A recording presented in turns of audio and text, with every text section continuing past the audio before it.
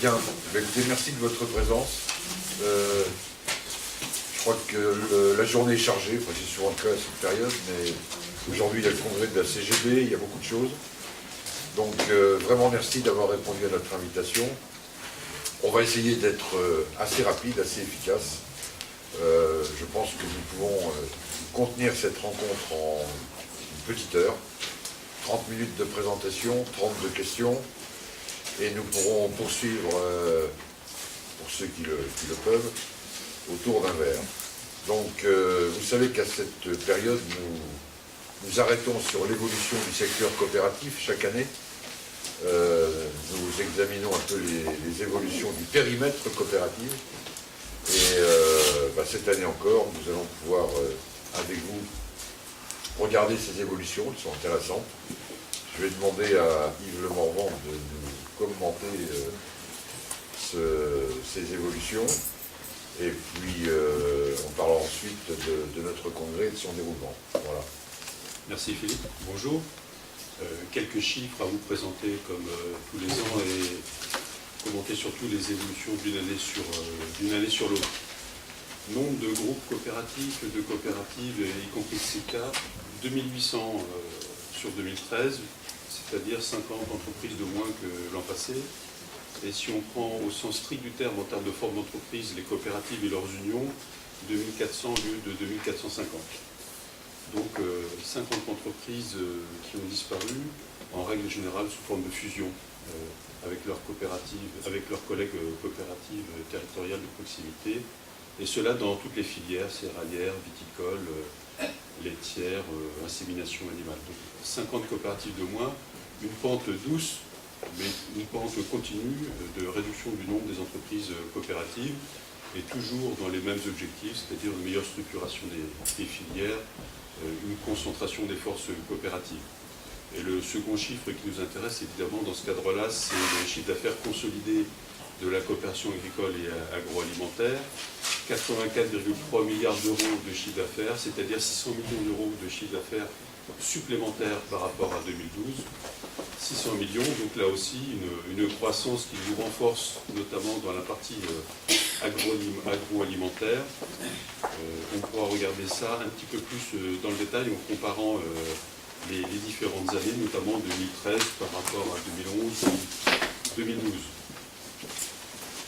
Alors cette consolidation de la coopération agricole, on peut la qualifier ou en nombre d'opérations, ou on le voit tout à l'heure de façon peut-être un peu plus qualitative sur le type d'opération.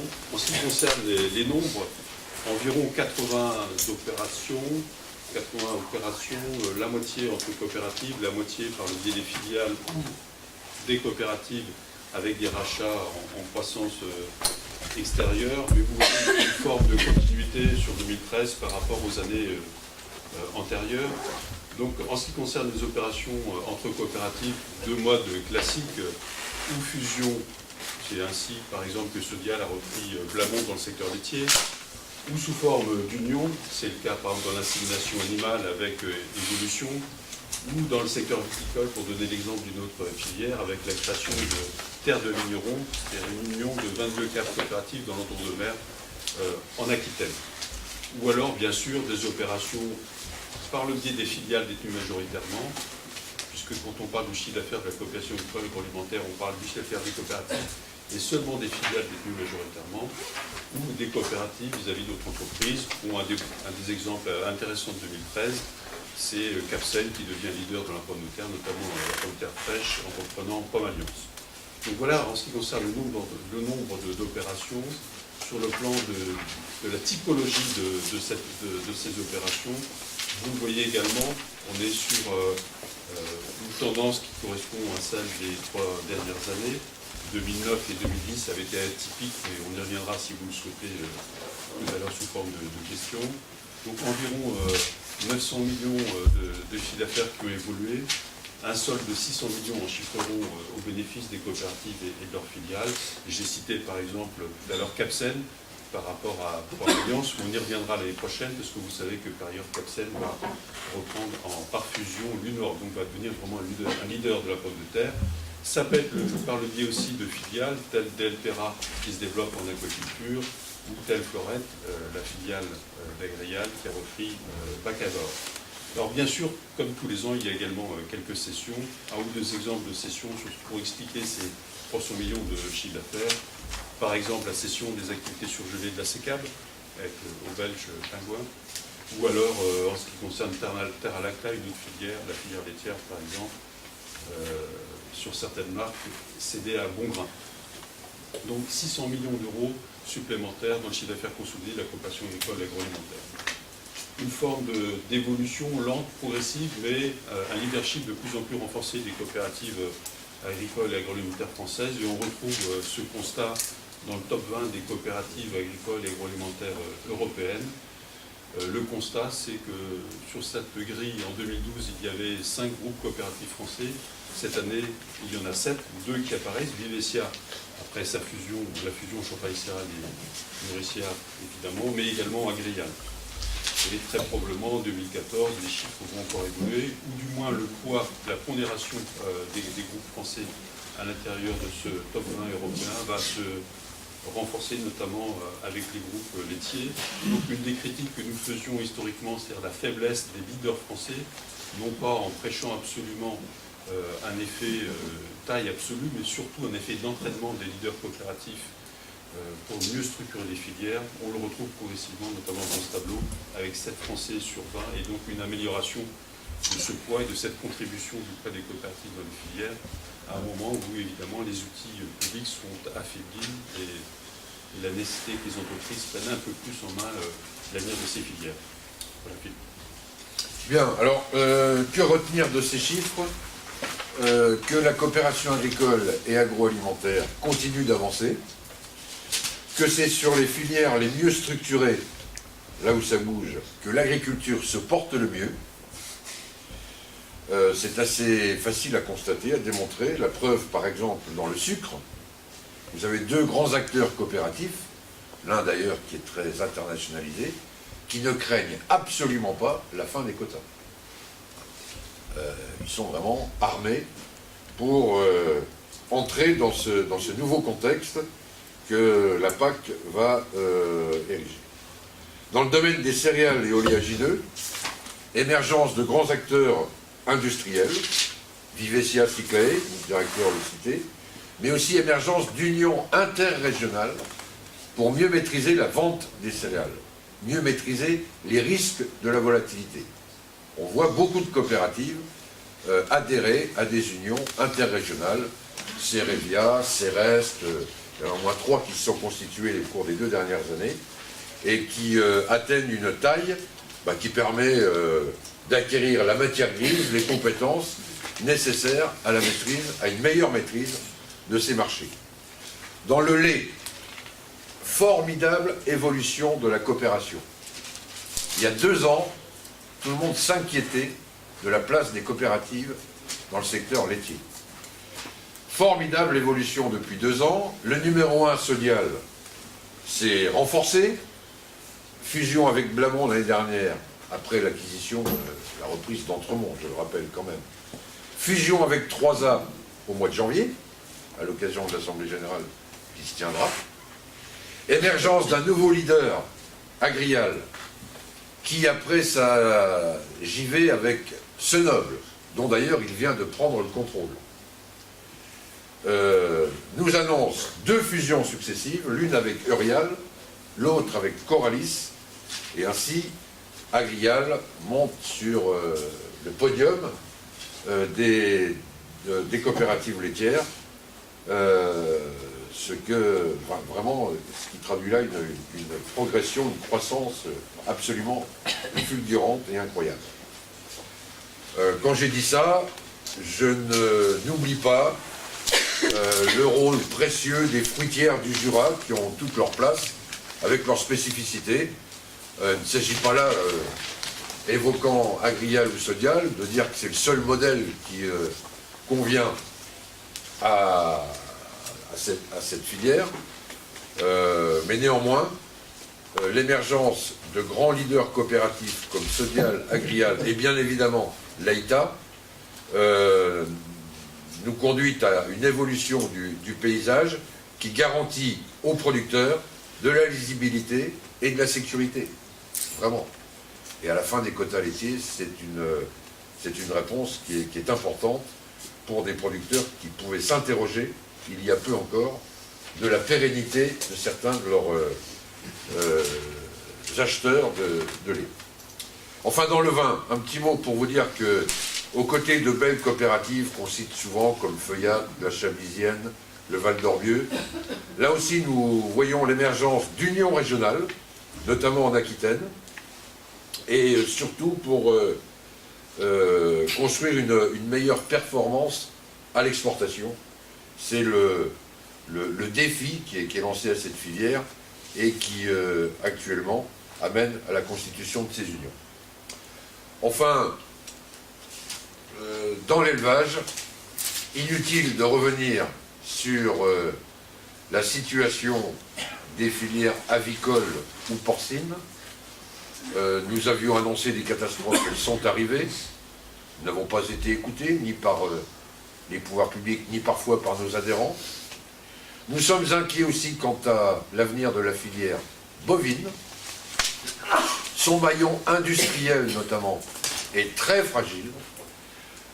Et ce secteur de l'élevage bovin n'a toujours pas répondu quant à sa capacité de solidifier le maillon industriel, tout en répondant à une demande croissante à l'export, souvent d'animaux vifs. Nous aimerions que nous soyons plus présents par la vente de carcasses, en essayant de conserver de la valeur ajoutée sur le territoire.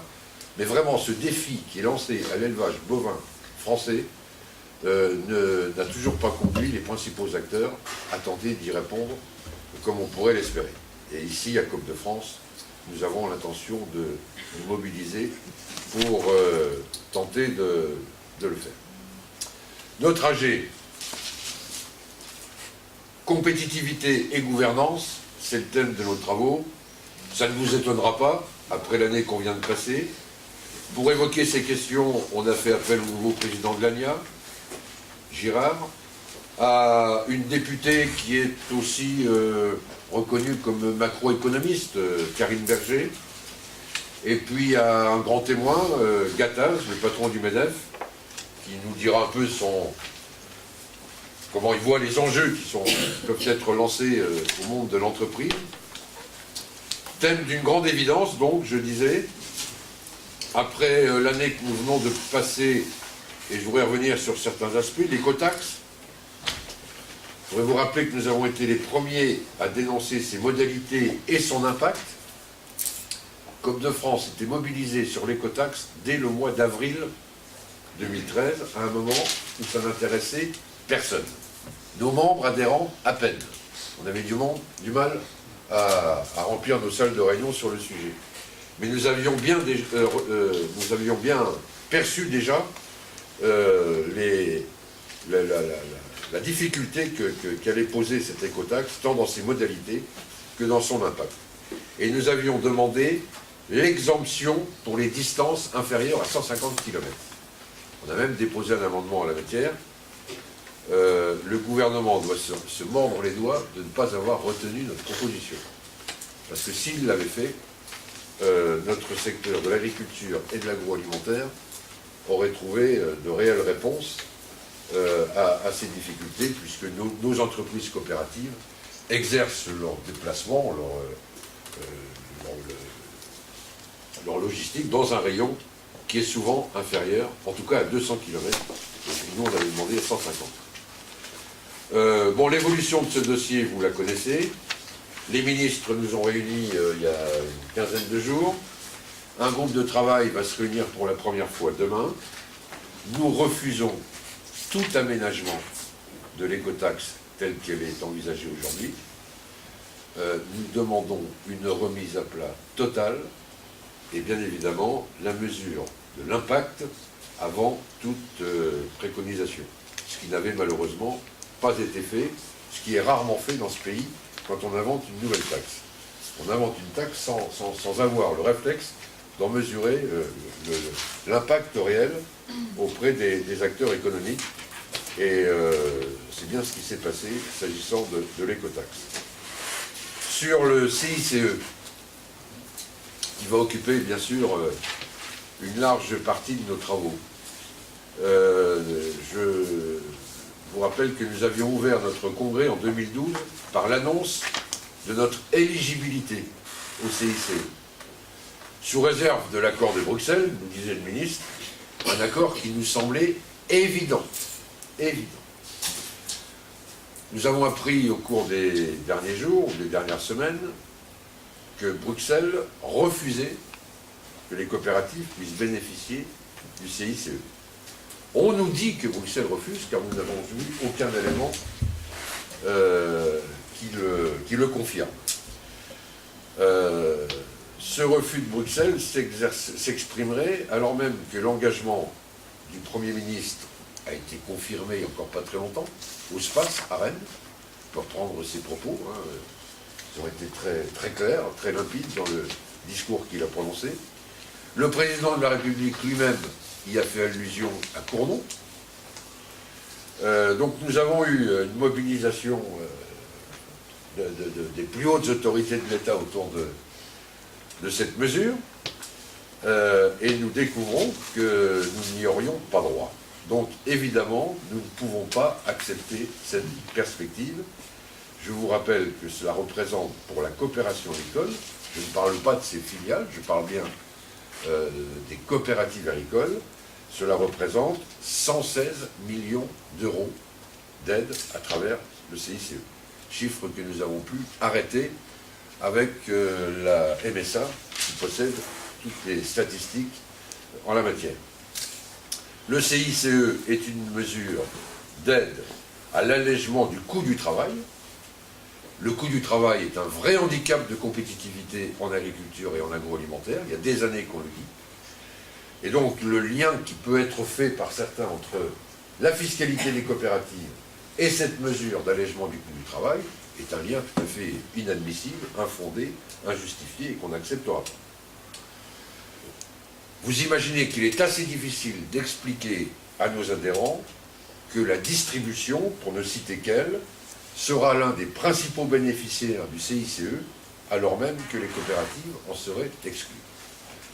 Je vais en dire un mot, mais dans le cadre des négociations commerciales actuelles, c'est quand même un élément qui est pas facile à intégrer.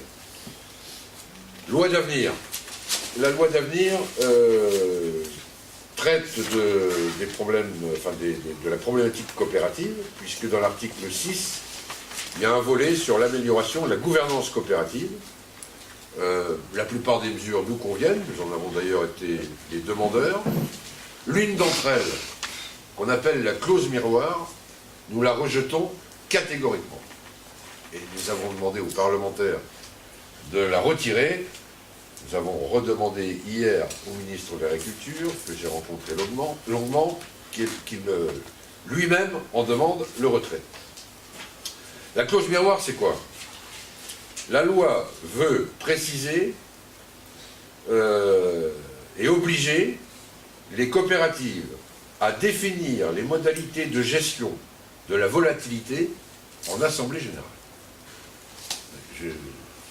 Si vous avez vécu une assemblée générale coopérative, vous imaginerez assez facilement combien 500, 600, 700, 800 agriculteurs réunis vont ensemble et pour l'année définir les modalités de gestion de la volatilité. C'est-à-dire qu'on est censé à ce moment-là dire comment on appliquera la hausse ou la baisse dans la rémunération des produits livrés par les agriculteurs eu égard aux évolutions de marché et à cette volatilité. Bien évidemment, il s'agit là d'une remise en cause totale de la responsabilité des administrateurs et des dirigeants. Donc nous refuserons cette mesure, et si elle devait passer, nous ne l'appliquerons pas, évidemment, parce qu'elle est tout simplement inapplicable. Enfin, un mot sur la loi de consommation. Des avancées dans cette loi. Les conditions générales de vente vont maintenant être annexées à l'accord annuel. C'est une bonne évolution. que nous avions demandé. La publicité des sanctions administratives est possible, elle n'est pas obligatoire, mais elle est rendue possible. C'est aussi une mesure que nous demandions. Malheureusement, nous nous heurtons toujours à des points de blocage, notamment la date d'application des tarifs ne doit pas être négociable. Or, vous savez que certaines enseignes négocient la date d'application des tarifs qui ont pu être conclus. Normalement, l'application du tarif, c'est le 1er mars, au début de la campagne. Bon, vous avez certaines enseignes qui disent, ben non, moi je l'appliquerai qu'au mois d'août, enfin bon, bref. Considérant que tout est rendu négociable par la loi. Donc nous souhaitons que la loi précise que cette date d'application ne puisse être négociable. Et enfin, nous demandons la mention de la contrepartie en face chaque réduction dans les contrats d'affaires. Ligne par ligne, lorsqu'un produit offre une réduction, suite à la négociation, en face, on doit préciser la contrepartie de cette réduction. Voilà. Alors ce sont peut-être des points qui sont très, très techniques, très juridiques, très compliqués, pour ceux qui ne seraient pas avertis, mais qui sont nécessaires parce que, au fond, qu'est-ce qui se passe dans cette LME? C'est qu'il y a abus d'interprétation de la loi. Donc, tout ce qu'on a pu demander depuis quelques mois déjà, à l'occasion de ce débat législatif, c'est des précisions supplémentaires pour éviter ces abus d'interprétation. J'en profite pour vous dire que les négociations actuelles sont, pour reprendre les termes de plusieurs de nos adhérents, quand on les interroge, d'une extrême violence. Alors, autrement dit, chaque année, c'est pire que l'année d'avant. Mais bon, ça ne vous surprendra pas. C'est quand même révélateur d'un contexte que le législateur lui-même n'arrive pas à maîtriser et qui ne s'améliore pas. Le livre noir de l'ANIA, on le fait nôtre, hein, on recense les mêmes attitudes inacceptables, absolument même incroyables parfois. Enfin, pour conclure, vous dire que notre congrès sera l'occasion, le deuxième jour, de révéler notre plan de communication. Un plan de communication qui est une première dans la profession, qui n'a pas d'équivalent, ni en France ni ailleurs d'ailleurs. C'est la première fois qu'en effet, sur une base volontaire, des entreprises coopératives s'associent pour participer au financement d'une vraie campagne de communication sur plusieurs années, puisque cette campagne s'installe pour au moins 3 ans. Cette campagne va s'appuyer sur les 600 coopératives qui adhèrent à ce plan de communication, 600 aujourd'hui. Ces 600 coopératives seront les héros de la campagne. Nous allons les mobiliser, elles seront les témoins, elles seront les preuves de ce que nous allons dire pendant ces 3 années autour de la coopération agricole. Mais je ne veux pas vous en révéler davantage. Tout ça sera fait et annoncé le 19 après-midi, en présence d'un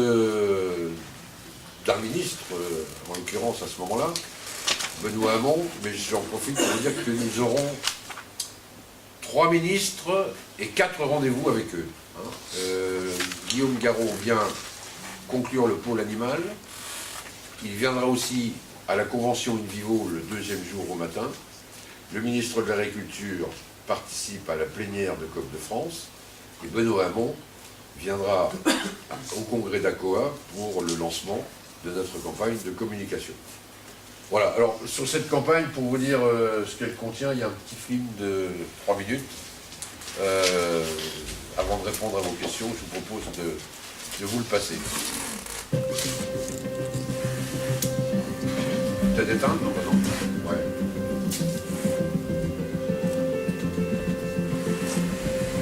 Ça va pas te sonner.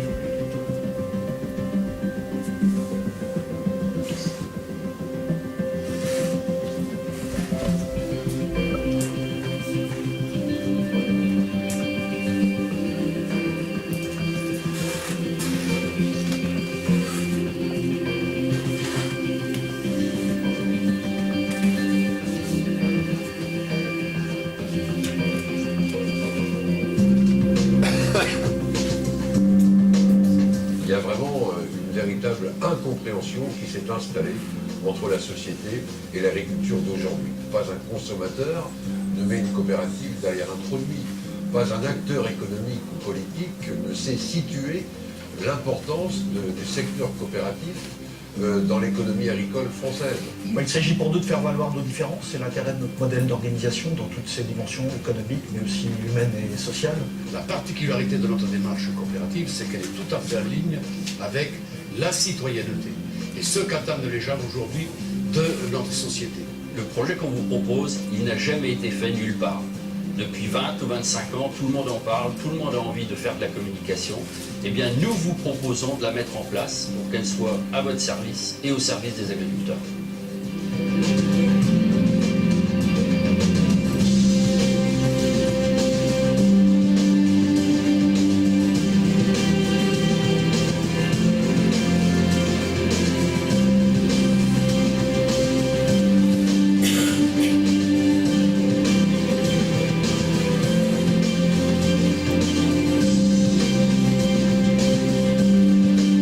L'enjeu d'une communication, il est, je crois, totalement validé parce qu'il faut véritablement accompagner la connaissance, la compréhension de ce monde auprès du grand public et puis surtout, il faut faire évoluer un certain nombre de perceptions en maintenant le capital positif sur lequel il est ancré, mais en y apportant d'autres éléments de compréhension et notamment cette idée de modernité, de poids économique, d'avenir qui sont un peu en arrière-plan dans la vision actuelle des Français.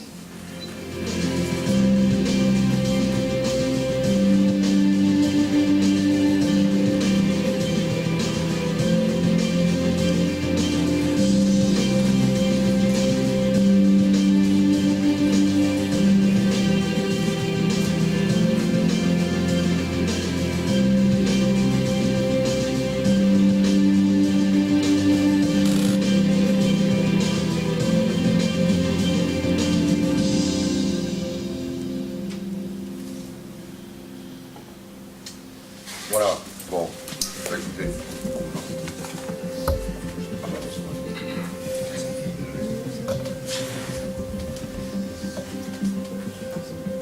Rien.